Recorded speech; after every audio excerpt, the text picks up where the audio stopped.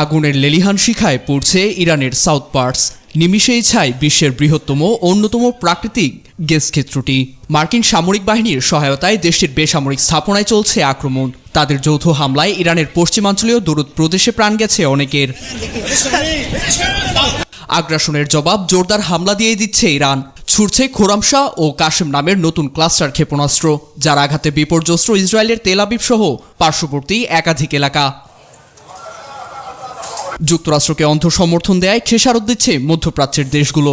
মার্কিন সেনাঘাঁটি, দূতাবাসের পাশাপাশি জ্বালানি স্থাপনাগুলো পরিণত হয়েছে ইরানের লক্ষ্যবস্তুতে। তাদের ক্ষেপণাস্ত্র ও ড্রোন হামলায় কাতারের প্রধান এলএনজি স্থাপনা রাশ লাফফান, মিনা আল আমাদি, কুয়েতের মিনা আবদুল্লাহ, সংযুক্ত আরব আমিরাতের হাফসান গ্যাস ক্ষেত্র ও বাব তেল ক্ষেত্র এবং সৌদির সামরেফ রিফাইনারি এখন অকেজো। ইরানের মরণ কামড় থেকে বাঁচতে রিয়াদে এক ছাতার নিচে মধ্যপ্রাচ্যের 12 দেশের পররাষ্ট্রমন্ত্রী তেহরানকে হামলা বন্ধের আহ্বান জানিয়েছে তারা। এছাড়া তেহরানের বিরুদ্ধে সামরিক পদক্ষেপ নেয়ার হুঁশিয়ারিও দিয়েছে সৌদি আরবের পররাষ্ট্রমন্ত্রী। আমরা রাজনৈতিকভাবে পাল্টা আঘাত হানব, প্রয়োজন মনে হলে আমরা সামরিক পদক্ষেপ নেয়ার অধিকারও রাখি। রাজ্যের নেতৃত্ব প্রয়োজনীয় সিদ্ধান্ত নেবে।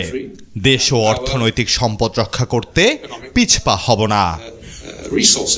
ইরানকে বাগে আনতে হরমুজ প্রণালীকে নতুন হাতিয়ার বানানোর পায়তারা করছে যুক্তরাষ্ট্র। হরমুজ সহ লোহিত সাগরকে নিরাপদ রাখার অজুহাতে আরও মার্কিন সেনা মোতায়েনের ছক করছে তারা।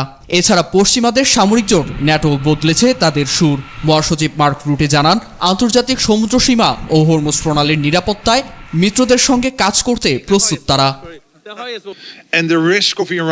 হরমুজ প্রণালীর বিষয়ে মিত্র দেশগুলির সঙ্গে যোগাযোগ করছি। প্রণালীটি পুনরায় খুলে দিতে হবে। অগ্রগতির জন্য সম্মিলিতভাবে কাজ করতে হবে। যুক্তরাষ্ট্র ও তার মিত্ররা আগ্রাসী হলেও নিজেদের অবস্থানে অনড় তেহরান। পরমাণু ইস্যুতে ন্যায্য আলোচনা ও পারস্য অঞ্চল থেকে মার্কিন সেনা প্রত্যাহার না হওয়া পর্যন্ত লড়াই চলবে বলে সাফ জানিয়েছে তেহরান। নীরব দাস, নিউজ 24।